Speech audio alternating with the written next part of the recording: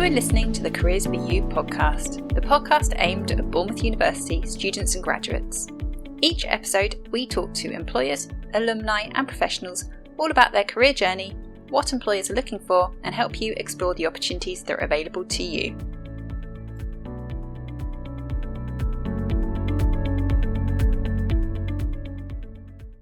Hello and welcome to the podcast. I'm your host Amanda Fripp, Careers Advisor at Bournemouth University. Today I chat to George Wright. When we recorded this episode, George was Head of Community Engagement at myGwork, which is an LGBTQ plus job search and networking platform. In this episode, we talk about the importance of workplace inclusivity for LGBTQ plus graduates and professionals, what employers can do to help promote a sense of inclusivity, and how myGwork can support both job seekers and employers. So, hi George, welcome to the podcast. Thank you for joining me today. Oh, my pleasure. It's good to be here. Lovely. Could you just introduce yourself and where you're from? Certainly. So my name is George Wright. My pronouns are he, him, and I'm the Head of Community Engagement here at myGwork. We're the LGBTQ plus business community, if people aren't familiar with us. And we're a platform for professionals, for graduates, anyone really that believes in workplace equality to connect with one another, to access inclusive jobs, events, news, media outreach such as this. I'm tuning in this morning from a very sunny, thankfully, Essex, but typically of London. Lovely. Sounds sunnier than down here in Dorset. Not so great down here. We're going to be talking about what myGwork can offer students and graduates and how they can access it as well. But I think it's a really great topic of conversation just to talk about why does this platform exist? Why is workplace inclusivity so important? So let's start off. So in terms of what challenges do LGBTQ plus individuals face in the working environment? So the challenges facing professionals going into the workplace, at least from an LGBTQ plus perspective, from our own research, anyway, from research we've carried out and our partners have carried out, seems to predominantly hinge on people not feeling comfortable being out in the workplace or not being able to be out and comfortable in the workplace. So, for example, I believe we found that about 1 in 3 graduates go back into the closet, as it were, when starting their first job, just because it's, their will it, won't it, can I, can't I, which is quite crazy for us because I think the same research suggested that I think about 6 in 10 graduates said that it was important to them, obviously, to be out in their workplace, so much so that they would possibly leave their job if they didn't feel they could be. And that's really where the organization has come from. Our co-founders, Adrian and Pierre Gobert, were going into the world of work, and this must have been about 2012, 2013, and they were like, well, it's 2012, it's 2013. We can be out at work. We can be open about who we are at work. We can be honest about who we are. But their experiences when they got into the workplace was nothing like that. And they just kind of went, well, we can't be the only ones in this situation. And so we've kind of evolved over the last sort of couple of years to really say, look, okay, how do we go about changing that? So, the Solicitors Regulation Authority, the SRA, is that regulation or regulator? Never too sure. But the SRA, I recall, because I'm a lawyer by education, the SRA, whilst I was at university, did a lot of research into this. And they found, for example, you had associates who were going into the office who didn't feel they could be out with clients because, of course, if clients, as it were, disapproved, then suddenly you're worrying, is that a source of income for the business that's going to be cut off? And didn't, because when you think about people facing roles, business to business, sales, marketing, etc., authenticity sells, as we know this. People want to hear, my fiance and I went away this weekend. We took the kids down to the beach. We've just moved into a new place.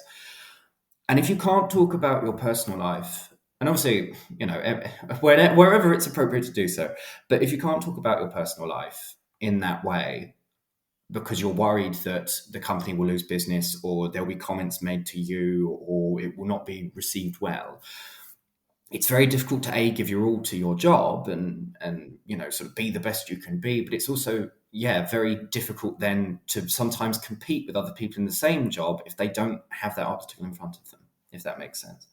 Mm-hmm. Yeah, because all those conversations, they happen in the workplace, don't we? Naturally, you talk about people who are part of your lives, or people ask questions about those, sometimes making those assumptions.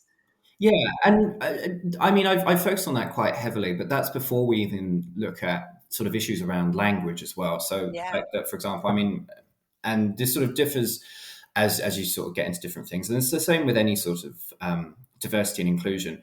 You know, if people are making comments in the workplace that are casually biphobic, or you know, you've got a workplace colleague who's going off about, oh, they're not really sure about those trans people. It sets a very different tone, and it's very difficult for you then again to feel like you fit into that workplace or to actually work when you're constantly in the back of your head thinking, do they think, do they know I am? Is this going to be a Mm. problem? You know, if someone finds out that will I be a result of this? And I mean, it's one thing for LGB people and sort of, you know, cisgendered people, especially, pardon me, is the correct term to use. But for trans people, especially, you know, you're looking there about potentially having to detransition to go into a workplace, and completely cover up an identity, you know, your identity that you've been living in for, you know, however long, because you're worried that, again, if people find out or if there aren't policies in place or whatever, that's a massive barrier to your work. Mm. And I guess that then could affect, obviously it affects mental health. It can affect, how you feel in the workplace, how inclusive you feel. But also, I guess from an employer's perspective, it can actually affect the performance. So maybe they're not giving it their all to their job, or maybe they leave, or, so it can have that effect, can't it? It can have that effect, absolutely, because yeah, you are right. If people aren't able to give their all because they are having to put energy into worrying about being found out, as it were, or worrying about comments or so on and so forth, they're going to struggle. And it's a very difficult position to be in to try and explain to a manager, oh, maybe I'm not doing as well because I am worried about this in the workplace. It's not a fun or a comfortable conversation to have.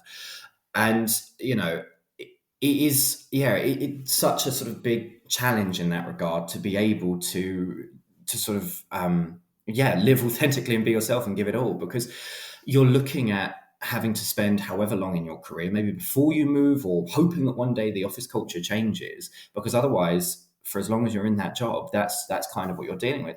And that's before you even consider, there's said, you know, the actual emotionally draining aspect of that, of, you know, it said, if you went to Pride at the weekend and you're worried that someone's going to tag you on Facebook in a picture and a colleague's going to see, and that's going to be a topic of conversation on Monday morning, or, you know, as you said, you reach a massive milestone because you've just proposed to your partner, or you've both just adopted, or you've got a new place, and you're sat thinking, I want to enjoy this, but I can't share this knowledge with, I can't have conversations about this with the people I spend all of my working day with. It's not desirable for anyone, really. Mm.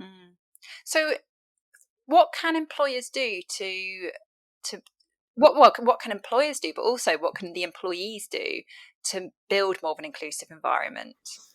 So I'll start at an employer level and work our way down, because I think top heavy approaches obviously aren't always foolproof, but the power of having senior leadership involved, informed, present, goes a long way. So if that, for example, is companies looking to implement policies, for example, you know, we have organizations who will come to us, big and small, and say, look, we've got our first trans member of staff, you know, what should we be doing in terms of healthcare? What should we be doing in terms of pronouns? What should we be doing in terms of policies towards dealing with transphobia in the workplace? And we say, okay, let's sit down and look at what kind of rules we can draw up, what's fair, what, you know, and put them in touch with organisations that perhaps best specialised at that as well, and providing that help. And, for example, finding, we work with a wonderful organisation called Global Butterflies, who do a lot of wonderful training, and sort of shout out to them,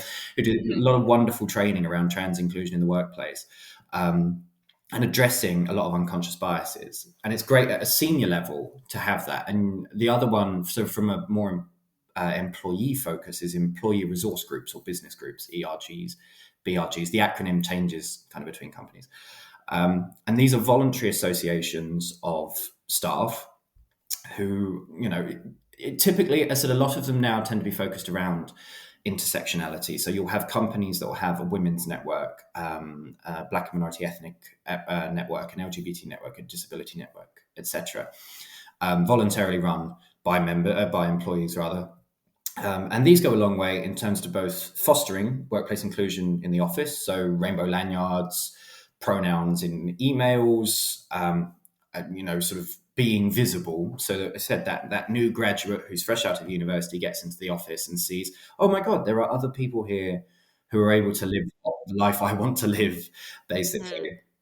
But also, being able to have those policies. So some of the partners we work with use reverse mentoring quite well, where maybe a junior member of staff, so, who identifies as LGBTQ plus, will be assigned a senior member of staff who's not, will reverse mentor to kind of teach them and say, look, this is my experience. This is what I've been through. This is what language I encounter. This is what language I use. And that goes a long way, again, in helping people that maybe otherwise just haven't come into contact with it or aren't familiar with it to go, wait a second, is this what other people in the office are experiencing, and going some way to changing that.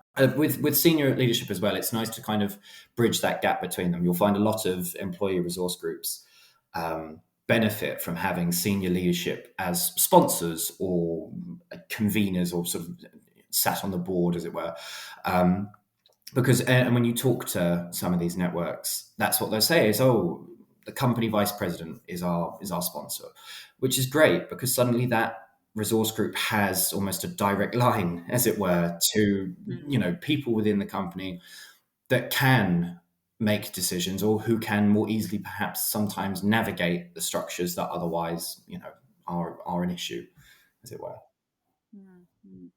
I really love that reverse mentoring. That's really interesting. That's great, because actually, sometimes it's just building that understanding, isn't it? It's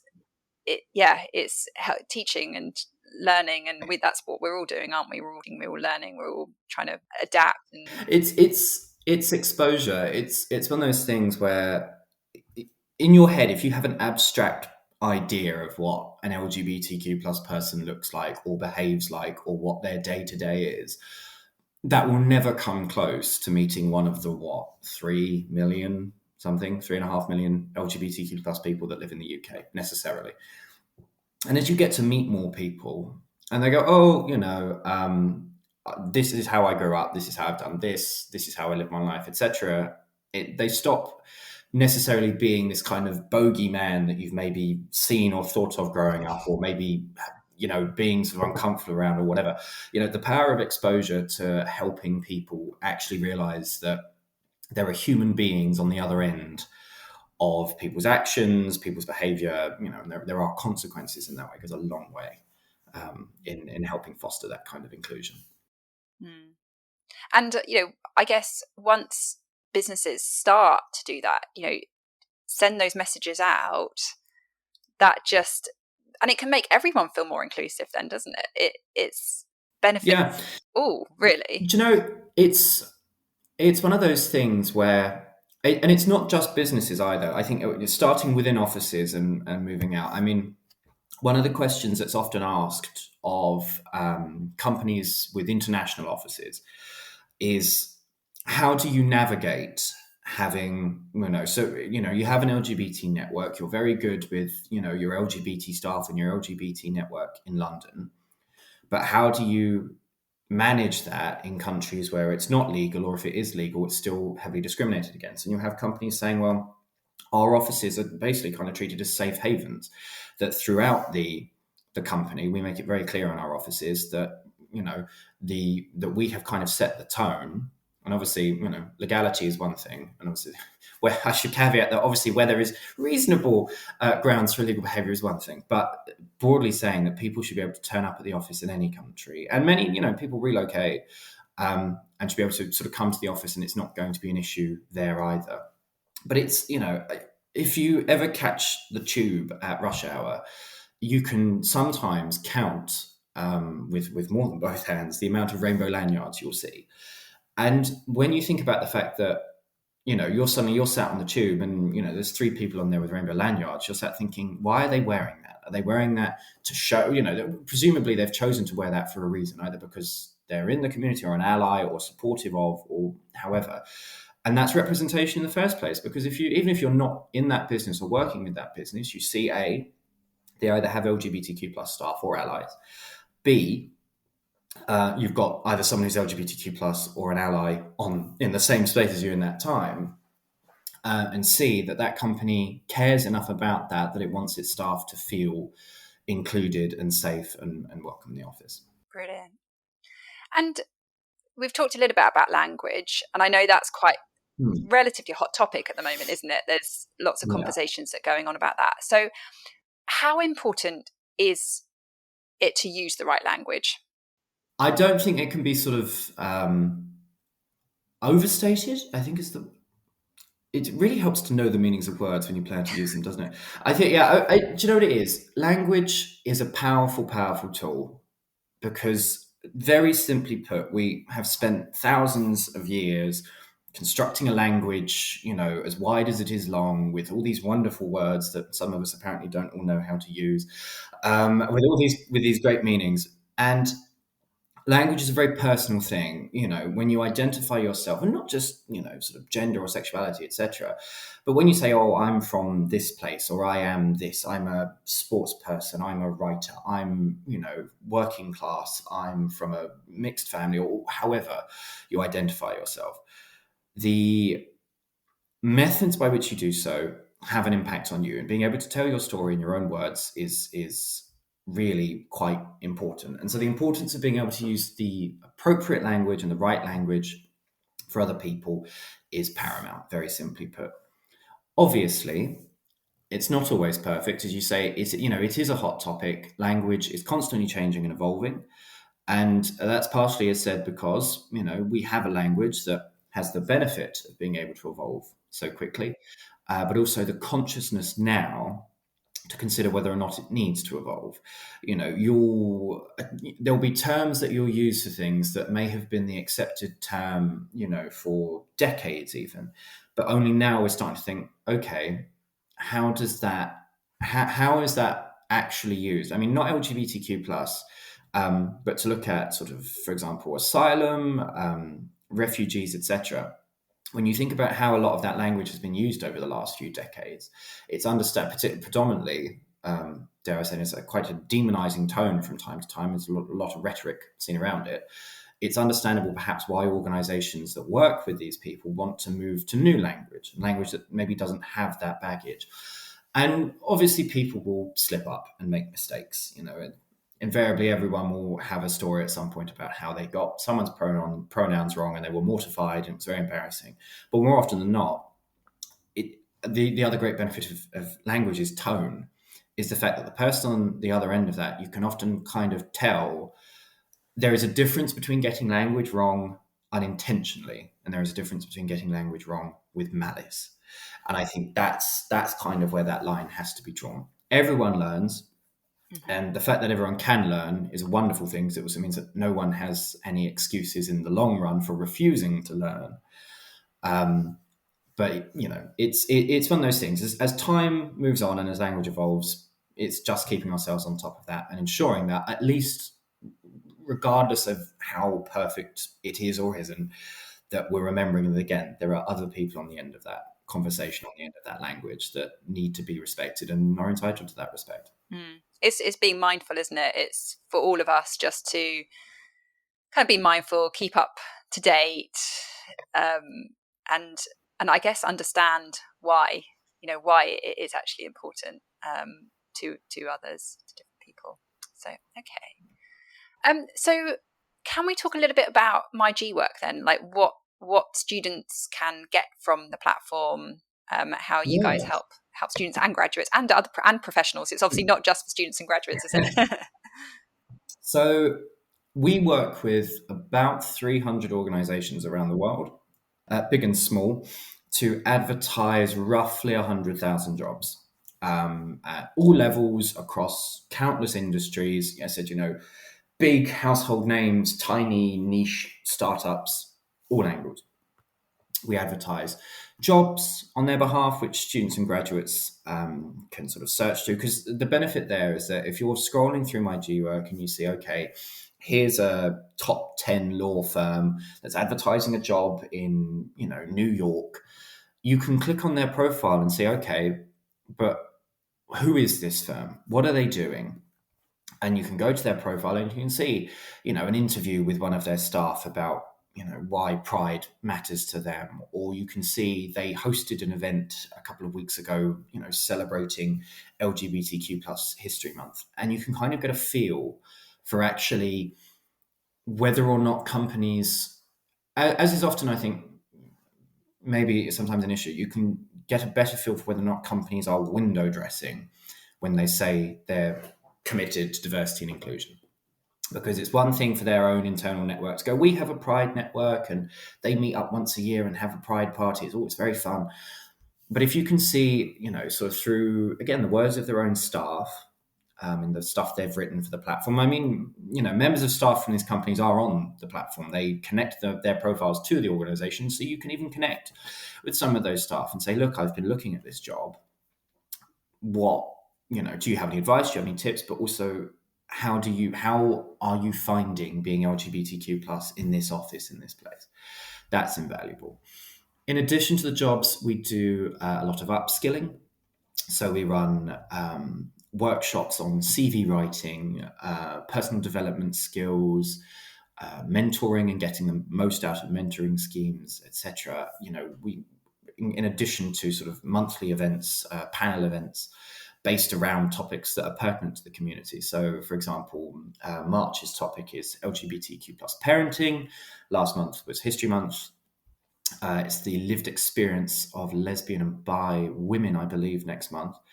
And that's another thing where, again, you can go along and you can listen to people in their own words tell their story and, learn more about what is the appropriate language, what are other people going through. So for students and graduates there, it's a good opportunity to, I suppose, realize that it's not all doom and gloom. There are inclusive workplaces out there. There are spaces for you to be who you are at work. But also, upskill yourself and equip yourself to get into those workplaces. Excellent. So the employers that you have on your platform are ones that you are aware they are more inclusive, but then they can find out more about how they are more inclusive. We work quite closely with them, as said, to support their LGBTQ plus networks, as said, to help, I guess, bring in more LGBTQ plus or LGBT or allies rather into the workplace, as said, through the jobs we advertise. I mean, hopefully there aren't a large tranche of homophobes using the platform just to get into workplaces. But it's one of those things where we will catch up with a company we're working with and say, great, you've got this event coming up. Let's advertise this and let's get this out to more people because, you're doing this great work with this LGBT charity or this speaker or on this topic. And, we want to get as many people as possible involved, but also make sure that people know, as said, that you're a workplace that cares about this and takes it seriously. And is it free for people to search for jobs? Yeah, all you need is a profile, which you can register for free.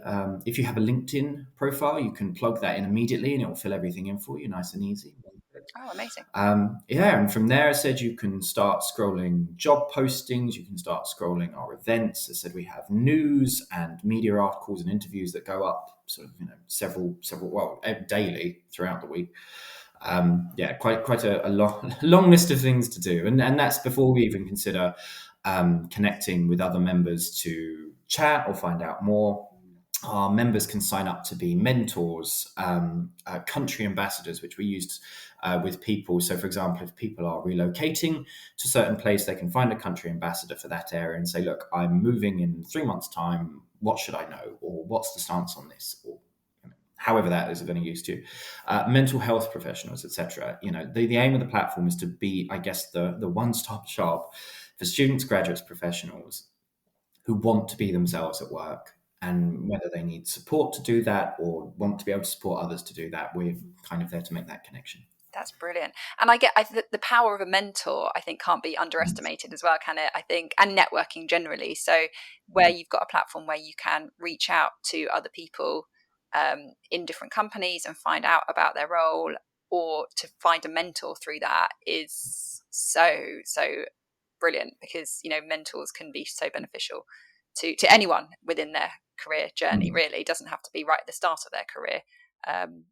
So that's great. Yeah, mentoring is invaluable, as is networking. The ability to be able to, because again, if you imagine that this law firm is advertising this job in New York, and you decide, I'm going to apply for it, I'm going to relocate. When I do it, I'm going to connect with a couple of their staff in advance to ask, what can I expect in the application process? What did you find worked well? What does the LGBT network look like at that company? And then you get the job and you relocate and you find a country ambassador to ask them, where's the best places to be living? What's public transport like? Are there particular places I should be looking at, etc.? And then finally you get to the office and you've already connected with several people in there, and you might have just flown several thousand miles across the sea, but in theory, there are people there that you can reach out to immediately and rely on. It kind of takes some of that, I guess, stress out of starting a new job or moving country or just taking a big step in your life, worrying about, will there be anyone to catch you on the other side? Which is brilliant, no matter who you are. I think having that sort of network is brilliant. So lovely, excellent. That sounds a really great platform. Oh, thank you. Brilliant. Okay, well, thank you so much. I mean, I've learned so much in this episode, and I think it really highlights, I think, about it is important. It is important for an inclusive workplace for anyone, actually. But obviously for this particular topic, the LGBTQ community. So I just think, having kind of people talking about it, I think is really great. I think having these sorts of platforms, and actually just for us all to be open to hearing. And I think that's one of the important things is, we need to listen, and we need to hear, and we need to maybe make some of those changes that can benefit everyone. So yeah, thank you. Definitely. Oh no, my pleasure. My pleasure. Thank you so much. Thank you. Thank you for listening today. Please remember to subscribe and follow so you can keep up to date with all new episodes.